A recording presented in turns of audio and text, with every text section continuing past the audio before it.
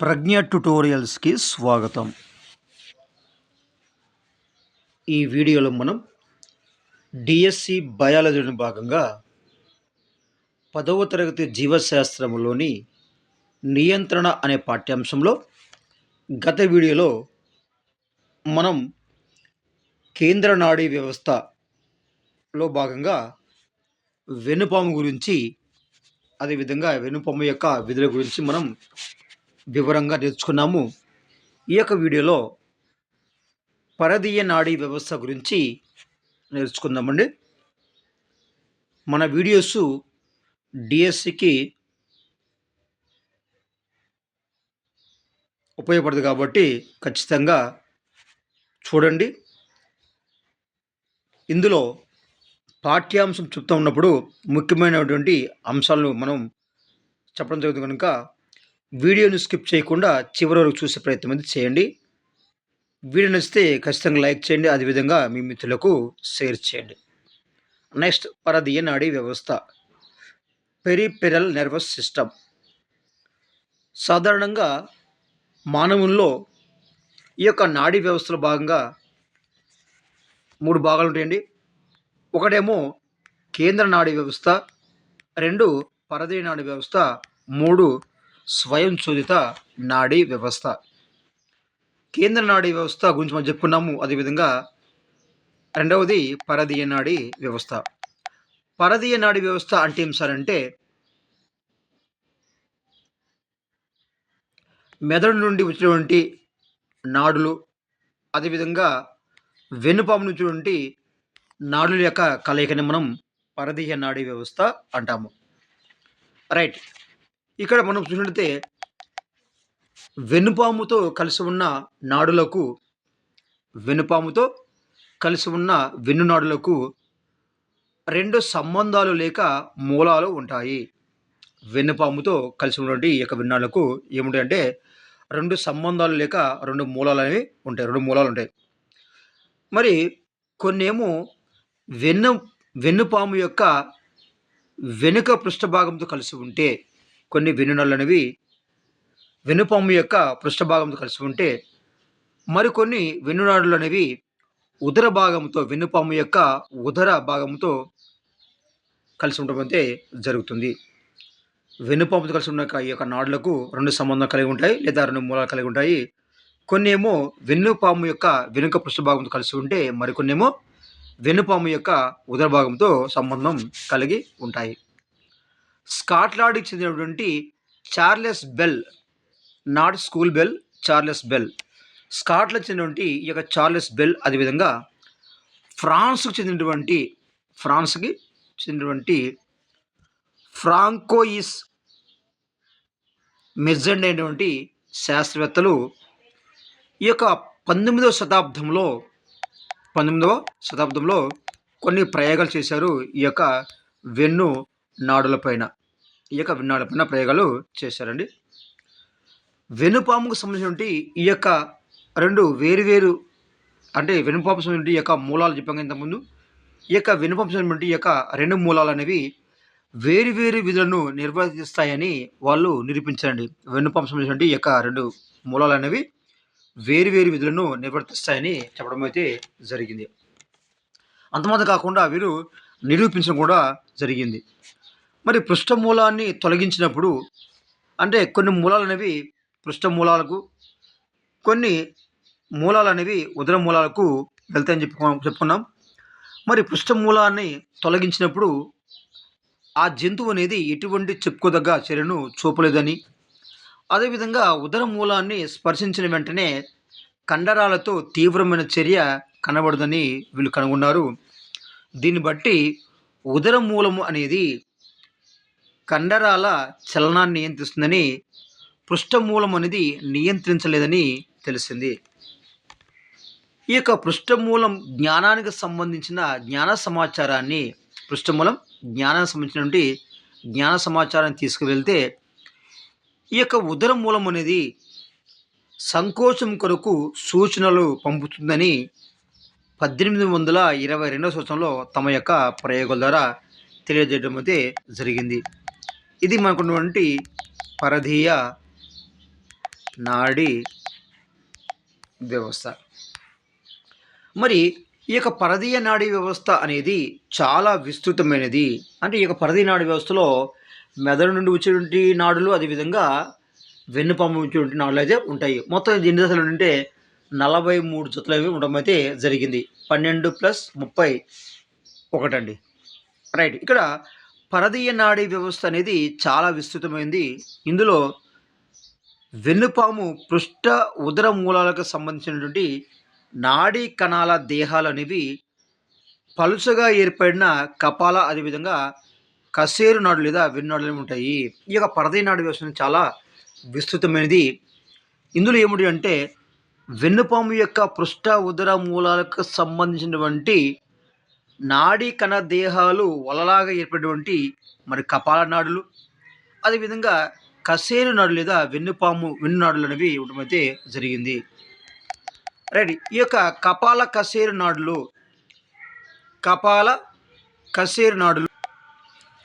Right. ఇక్కడ పరదీయ నాడీ వ్యవస్థను చాలా విస్తృతం చెప్పుకున్నాము. అదేవిధంగా ఈ యొక్క పరదీయ నాడీ వ్యవస్థలో వెన్నుపాము పృష్ఠ ఉదర మూలాలకు సంబంధించినటువంటి ఈ యొక్క నాడీ కణాలు దేహాలు అనేవి వలలుగా ఏర్పడినటువంటి ఈ యొక్క కపాల, అదేవిధంగా కశేరు నాడులు అనేవి ఉండటం అయితే జరుగుతుంది.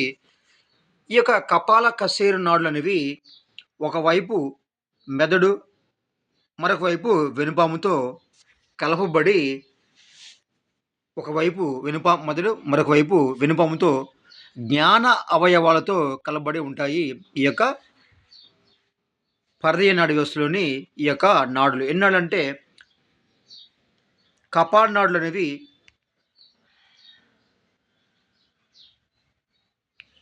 12 జతలు, అదేవిధంగా కశేరు నాడులు అనేవి 31 జతలు అయితే ఉండడం అయితే జరుగుతుంది. ఇది మనకు ఉన్నటువంటి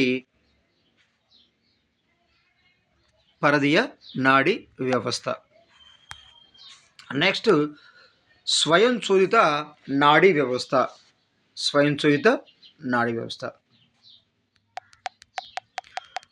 పరదీయ నాడీ వ్యవస్థ శరీరంలోని కొన్ని ప్రాంతాల్లో అనగా శరీర అంతర్భాగాలైన రక్తనాళాలు, అదేవిధంగా సరళ మరియు హృదయ కండర భాగాలలో అనియంత్రిత విధిని నిర్వర్తిస్తుంది. ఇక పరదీయ నాడీ వ్యవస్థ అనేది శరీరంలోని కొన్ని ప్రాంతాల్లో, ఉదాహరణకు శరీర అంతర్భాగాలైనటువంటి ఈ యొక్క రక్తనాళాలు, అదేవిధంగా సరళ మరియు హృదయ కండర భాగాలతో అనియంత్రిత విధిని నిర్వర్తిస్తుంది. అటువంటి పరదీయ నాడీ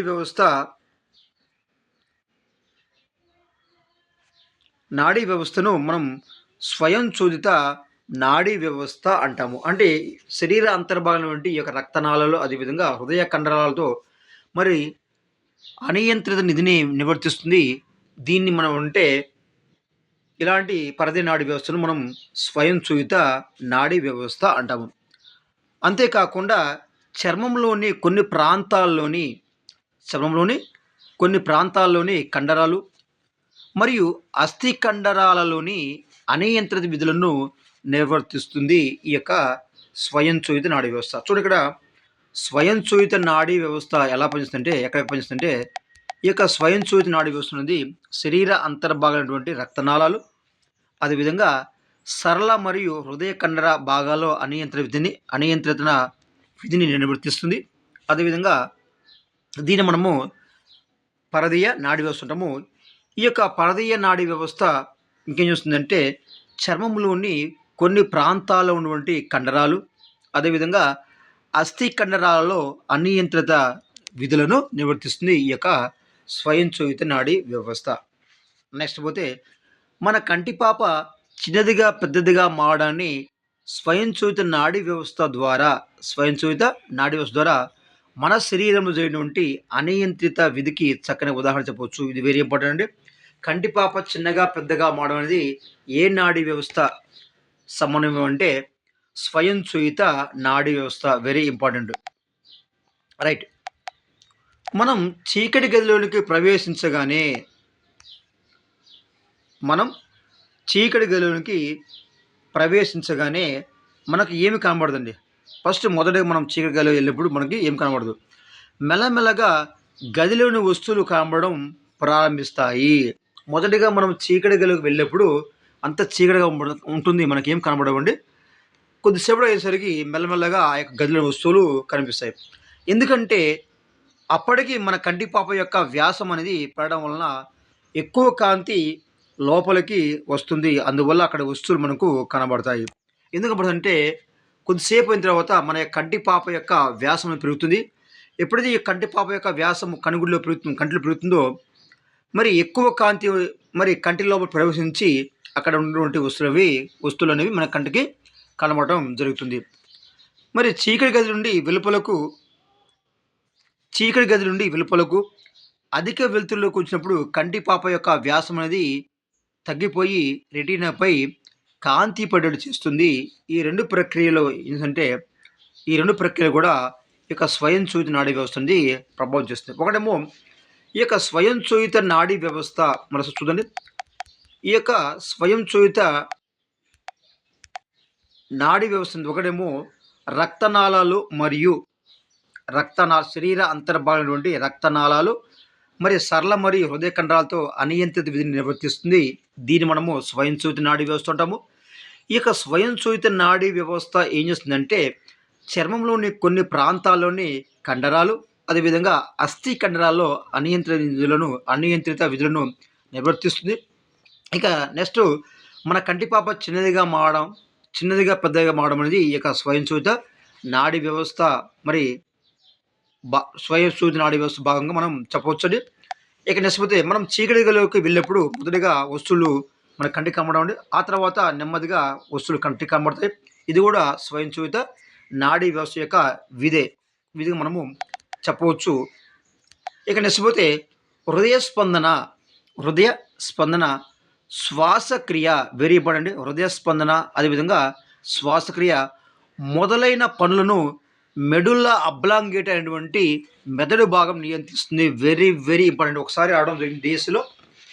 హృదయ స్పందన అదేవిధంగా శ్వాసక్రియ అనే పనులను నియంత్రించే భాగం ఏంటి అంటే మనం మెడుల్లా అబ్లాంగేట్ అంటాము. ఈ యొక్క మెడుల్లా అబ్లాంగేట్ అనేది మెదడులో ఒక భాగం అండి. ఇది హృదయ స్పందన అదేవిధంగా శ్వాసక్రియ పనులను నియంత్రించడం అయితే జరుగుతుంది. నెక్స్ట్ శరీరంలోని అనేక అవయవాలు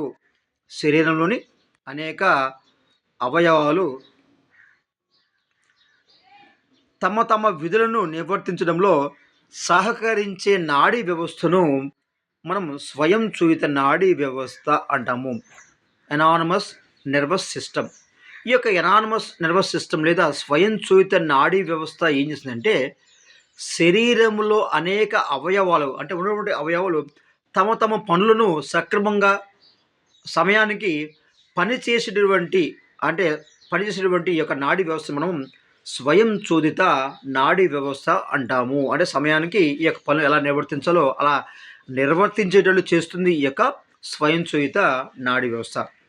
సాధారణంగా మెడుల్లా అబ్లాంగేటా మనం ఏం చెప్పాం, మెడుల్లా అబ్లాంగేట్ అనేది శ్వాసక్రియ హృదయస్పందన అదేవిధంగా శ్వాసక్రియ పనులను నిర్వర్తిస్తుంది. ఈ యొక్క మెడుల్లా అబ్లాంగేటా మరియు స్వయంచోదిత నాడీ వ్యవస్థ రెండింటి సమన్వయంతో అనియంత్రిత చర్యలు జరుగుతాయి. Very important. ఇక్కడ చూడండి, మెడుల్లా అబ్లాంగేటా మరియు స్వయంచోదిత నాడీ వ్యవస్థ. మెడుల్లా అబ్లాంగేటా స్వయంచోదిత నాడీ వ్యవస్థ అంటే ఏంది? శరీరంలో అనేక అవయవాలు తమ విధులను నిర్వర్తించడంలో సహకరించేటువంటి నాడీ వ్యవస్థను శరీరంలోని అనేక అవయవాలు తమ విధులను నిర్వర్తించడం సహకరించే నాడీ వ్యవస్థ మన స్వయంచూత నాడీ వ్యవస్థ అనానమస్ నర్వస్ సిస్టమ్ అంటాం. ఈ యొక్క మెడుల్లా అబ్లాంగేటా మరియు స్వయంచూత నాడీ వ్యవస్థ రెండింటి సమన్వయంతో అనియంత్రిత చర్యలు అనేవి జరుగుతాయండి. అనియంత్రిత చర్యలు అంటే మనకు తెలియకుండా జరుగుతాయండి. వాటిని మనం అనియంత్రిత చర్యలు అంటాము. రైట్. ఈ విధంగా మెడుల్లా అబ్లాంగేటా మరి స్వయంచూత నాడీ వ్యవస్థ రెండు సమన్వయంతో మన శరీరంలో అనియంత్రిత చర్యలు జరగడం అయితే జరుగుతుంది. ఇది అనియంత్రిత చర్యలు అండి. ఇక నెక్స్ట్ పోతే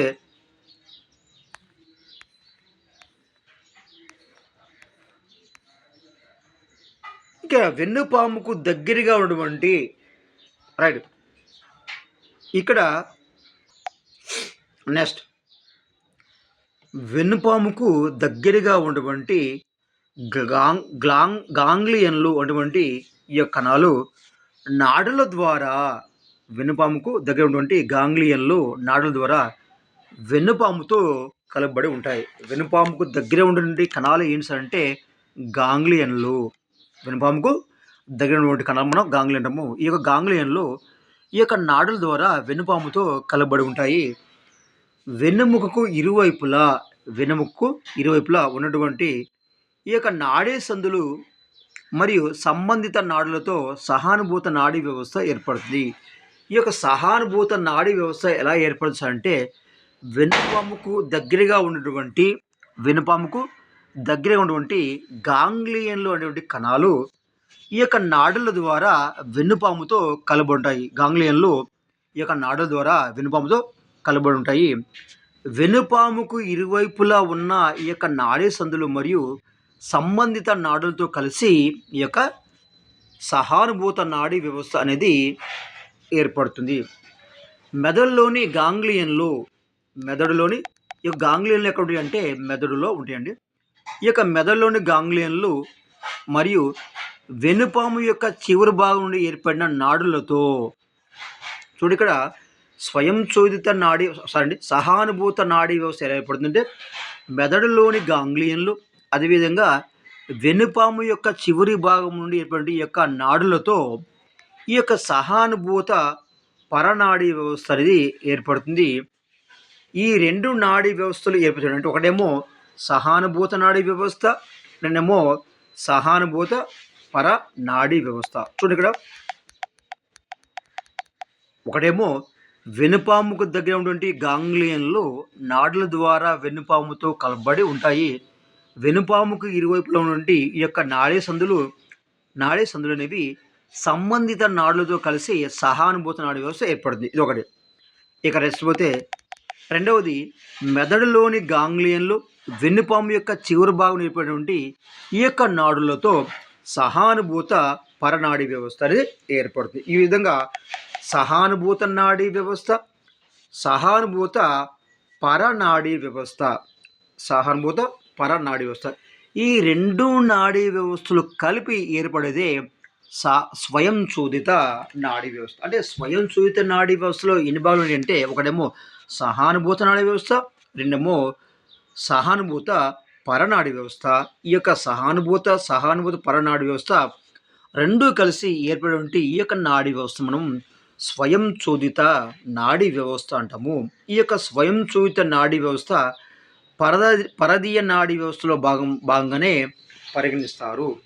ఈ యొక్క స్వయం చూదిత నాడీ వ్యవస్థలో మనం చెప్పామండి 12 జతల అంటే పరదీయ నాడీ వ్యవస్థలు. ఈ యొక్క పరదీయ నాడీ వ్యవస్థలో 12 జతల కపాడి నాడులు, అదేవిధంగా 31 జతల వెన్ను నాడులు ఉంటాయండి. ఇది ముఖ్యం బిట్టుగా చెప్పొచ్చు. ఏంటి సార్ ముఖ్యం బిట్టు?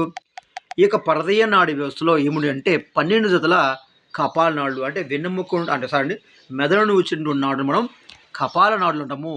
ఈ యొక్క 12 జతల కపాల నాడులు అదేవిధంగా వెన్నుపాము నుంచి ఉండి 31 జతల వెన్ను నాడులు ఈ రెండు కలిసి ఏర్పడతాయి పరదీయ నాడీ వ్యవస్థ అండి. పరదీయ నాడీ వ్యవస్థ. ఈ యొక్క పరదీయ నాడీ వ్యవస్థలో నాడుల సంఖ్య మొత్తం ఎంతండి? మొత్తం 43 జతలు. ఏంటి సార్ 43 జతలు అంటే 12 ఏమో మరి మెదడు నుంచి కపాల నాడులు, 31 జతలేమో వెన్నుపాము నుంచి వెన్ను నాడులు. మరి ఇక్కడ 43 జతలు. 43 జతలు అనగానే మనకి ఇంకోటి ఉందండి బయలుదేలో 23 జతలు. ఏంటి సార్ 23 జతలు అంటే క్రోమోజోములు అండి. అంటే మానవుల్లో క్రోమోజోమ్ ఎన్ని అంటే 23 జతలు. ఈ యొక్క 23 జతలో 22 జతలు మనం ఉంటే శారీరక క్రోమోజోమ్స్ అంటాము. ఒక జతని మనము లైంగిక క్రోమోజోమ్ అంటాము. ఈ యొక్క లైంగిక క్రోమోజోమ్లో XY ఉండడం అయితే జరుగుతుంది. ఇది మనం జెనెటిక్స్లో చూస్తామండి. ఇది కూడా మనం గుర్తుపెట్టుకోవాలి. మానవుల్లో ఎన్ని జతల క్రోమోజోములు ఉంటాయి అంటే 23 జతలు, లేకపోతే శారీరక క్రోమోజోమ్లు అంటే 22 జతలు, లేదా లైంగిక క్రోమోజోమ్ అంటే ఒక జత. మరి లైంగిక క్రోమోజోమ్‌లో ఏముంటాయి అంటే ఎక్స్, వై అనేటువంటి ఉండబడితే జరుగుతుంది. ఇది మనం గుర్తుపెట్టుకోవాలి. ఇక నెక్స్ట్ మానవ శరీరంలో అనేక విధులు మానవ శరీరంలో అనేక విధులు నాడుల ద్వారా నియంత్రించబడితే మానవ శరీరంలో అనేక విధులు నాడుల ద్వారా నియంత్రించబడితే మరికొన్ని ఇతర విధాలుగా నియంత్రించబడతాయి. అంటే మానవ శరీరంలో చాలా విధులు కూడా ఈ యొక్క నాడుల ద్వారా మాత్రమే నియంత్రించబడతాయి. అయితే మరికొన్ని విధులు అంటే మరికొన్ని మరి విధులు అనేవి మరొక విధంగా నియంత్రించబడతాయి. రైట్. మరి మనం డయాబెటిస్ లేదా చక్కెర వ్యాధితో బాధపడే వ్యక్తుల గురించి మనము వింటూ ఉంటామండి. మరి రక్తంలో చక్కెర శాతం పెరిగినప్పుడు వారు విధిగా మాత్రలు కానీ లేదా ఇన్సులిన్ ఇంజెక్షన్ కానీ తీసుకోవాల్సి ఉంటుంది. ఈ యొక్క చక్కెర వ్యాధితో బాధపడేటువంటి ఈ యొక్క వ్యక్తులు మరి వారి యొక్క దేహంలో చక్కెర శాతము పెరిగినప్పుడు వారు విధిగా మరి మాత్రలు కానీ లేకపోతే ఇన్సులిన్ ఇంజెక్షన్ కానీ తీసుకోవాల్సి ఉంటుంది. మరి దీనివలన ఏముందంటే శరీరంలో నాడులు కాకుండా మరో విధంగా ఈ యొక్క చక్కెర గ్లూకోజ్ యొక్క స్థాయిలు నియంత్రించబడతాయి. రైట్. వీటికి ఎలాంటి నాడులు అనేది అవసరం లేదు. ఇక నెక్స్ట్ పోతే మీకు తెలుసా కేంద్ర నాడీ వ్యవస్థ మరియు పరదీయ నాడీ వ్యవస్థ కేంద్ర నాడీ వ్యవస్థ మరియు పరదీయ నాడీ వ్యవస్థే కాకుండా శరీరంలోని జీర్ణనాళంలో ఒక ప్రత్యేకమైన నాడీ వ్యవస్థ ఉందండి. జీర్ణాలలో ఒక ప్రత్యేకమైన నాడీ వ్యవస్థ ఉందని మనకి తెలుసండి.